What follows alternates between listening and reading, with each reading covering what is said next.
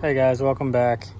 Just want to do a quick video here on my clutch pedal assembly for the S550 swapped coupe.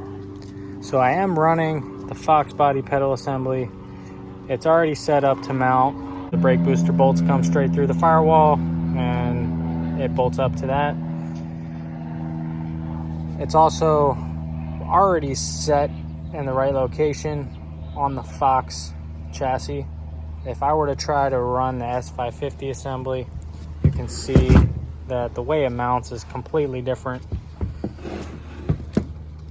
As far as, bolt spacing is concerned and depth and all that, I'm just going to keep the Fox assembly because I believe it's easier to set up. Also, I'm running a clutch cable, so trying to fab something on the S550 pedal assembly would be a little tougher. This was a hydraulic setup, so it's a little different. Now what I need to do to make this work with the S550 harness is swap a few sensors on the S550 pedal assembly to the Fox pedal assembly. The first switch is going to be the brake light switch. Also, there's two switches to the clutch pedal. This is the neutral safety switch, stock one, and then there's a clutch pedal dump switch, which used to sit right here.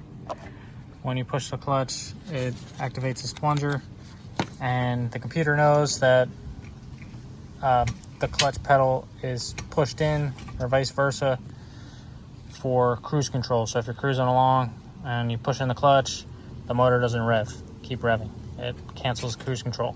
That's as far as what I understand it does.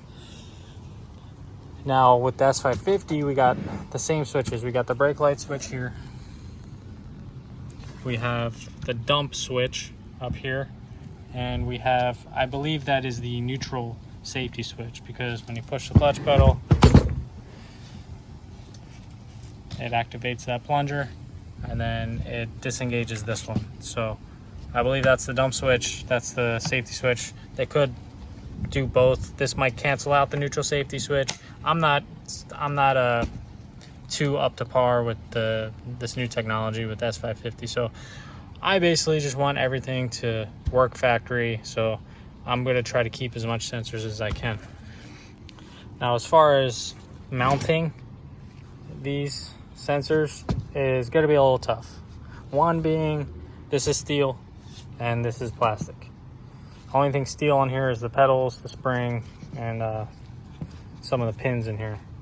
But this whole assembly is molded plastic as well as the sensors.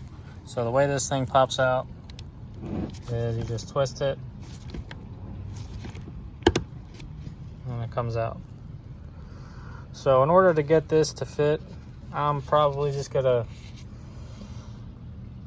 trace this out on a piece of sheet metal, work a file in there, drill some holes, and try to copy this exact shape.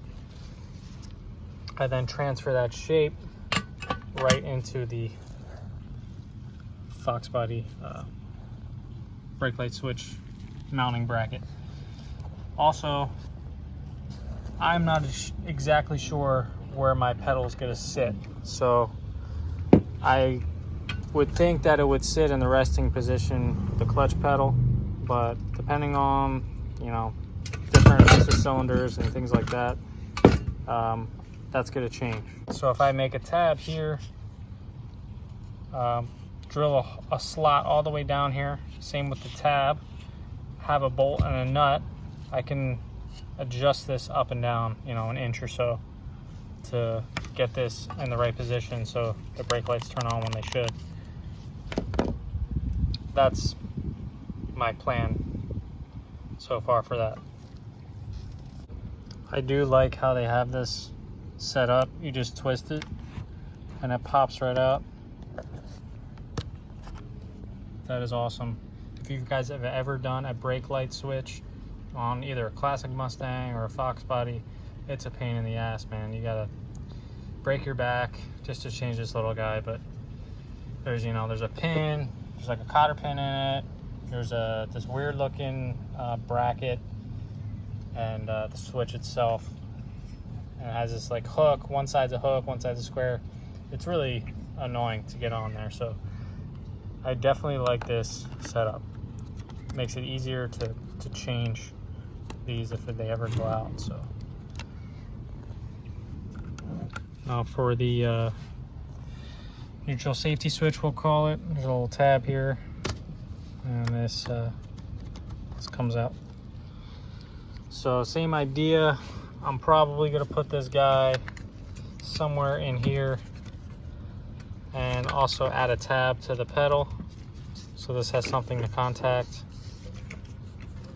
And same thing, trace this out, remake this in some steel, so that will bolt up and unbolt as it should. So that's gonna sit somewhere in here. And then as for the dump switch, I was thinking somewhere along here. I think I was gonna do something like this. Yeah, right here.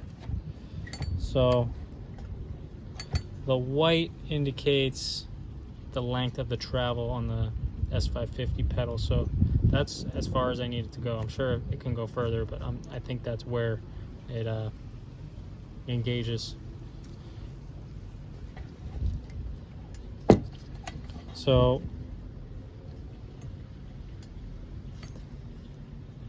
this one's gonna be a little tough, unless I just make another tab coming off of here with the shape of the with this shape.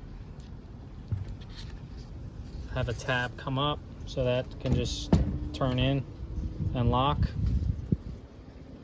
as long as I have room for my electrical connector to plug in.